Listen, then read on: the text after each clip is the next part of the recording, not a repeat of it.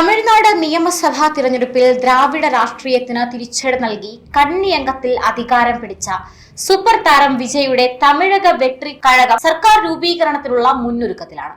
ആകെയുള്ള 234 സീറ്റുകളിൽ 107 സീറ്റുകൾ നേടി ഏറ്റവും വലിയ ഒറ്റകക്ഷിയായി TVK മാറിയതോടെ തമിഴകം ഇനി പുതിയൊരു ഭരണമാറ്റത്തിന് സാക്ഷ്യം വഹിക്കാൻ ഒരുങ്ങുകയാണ്. കേവല ഭൂരിപക്ഷത്തിന് ആവശ്യമായ 118 എന്ന സംഖ്യയിലേക്ക് എത്താൻ വെറും 10 MLA-മാരുടെ പിന്തുണ കൂടി മതിയെന്നിരിക്കെ കോൺഗ്രസ് സ്ഥാനാർത്ഥികളെയും സ്വതന്ത്രരെയും ഒപ്പം നിർത്തി സർക്കാർ രൂപീകരിക്കാനുള്ള തിരക്കിട്ട ചർച്ചകളിലാണ് വിജയ്.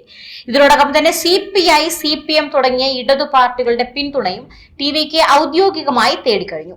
ഈ പ്രകടന പത്രികയിലെ ആശ്ചര്യപ്പെടുത്തുന്ന ഒട്ടേറെ വാഗ്ദാനങ്ങൾ നിറവേറ്റുക എന്ന ദൗത്യമാണ് വിജയുടെ മുന്നിലുള്ളത്. അവ എന്തൊക്കെയാണെന്ന് നോക്കാം.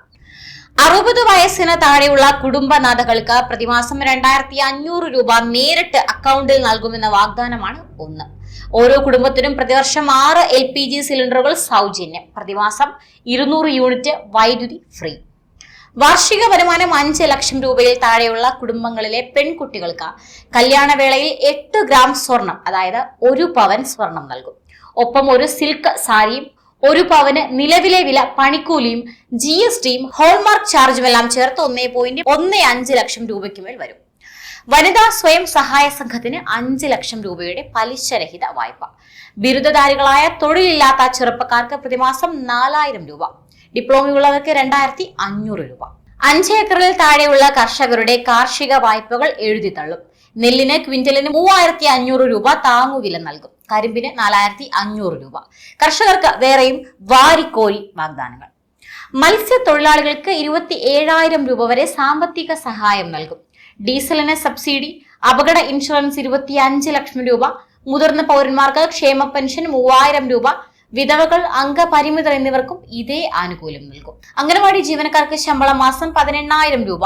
ശുചീകരണ തൊഴിലാളികൾക്ക് 10000 രൂപ എന്നിങ്ങനെയാക്കും. 20 വർഷം സർവീസ് പൂർത്തിയാക്കിയ സർക്കാർ ജീവനക്കാർക്ക് വിരമിക്കൽ ആനുകൂല്യമായി 15 ലക്ഷം രൂപ. MSMEകൾക്ക് 15000 കോടിയുടെ പ്രത്യേക സേഫ്റ്റി ഫണ്ട്. ഇവയൊക്കെയാണ് വാഗ്ദാനങ്ങൾ. തിരഞ്ഞെടുപ്പിൽ 2 മണ്ഡലങ്ങളിൽ മത്സരിച്ച വിജയ് രണ്ടിടത്തും മികച്ച ഭൂരിപക്ഷത്തോടെയാണ് വിജയിച്ചത്.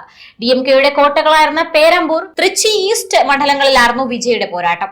പേരമ്പൂരിൽ 53,715 വോട്ടുകളുടെയും തൃച്ചി ഈസ്റ്റിൽ 27,000-ലധികം വോട്ടുകളുടെയും ഭൂരിപക്ഷത്തിലാണ് വിജയ് ജയിച്ചു കയറിയത്. നിയമപരമായ നിബന്ധനകൾ പ്രകാരം 14 ദിവസത്തിനകം ഏതെങ്കിലും ഒരു സീറ്റിൽ നിന്നും വിജയ് രാജിവെക്കേണ്ടതുണ്ട്. ദേശീയ പ്രാദേശിക മാധ്യമങ്ങൾ നൽകുന്ന സൂചനകൾ പ്രകാരം പേരമ്പൂർ മണ്ഡലം നിലനിർത്താനാണ് വിജയ് താൽപര്യപ്പെടുന്നത്. അങ്ങനെയെങ്കിൽ തൃച്ചി ഈസ്റ്റ് മണ്ഡലത്തിൽ ഉപതിരഞ്ഞെടുപ്പ് നടക്കും.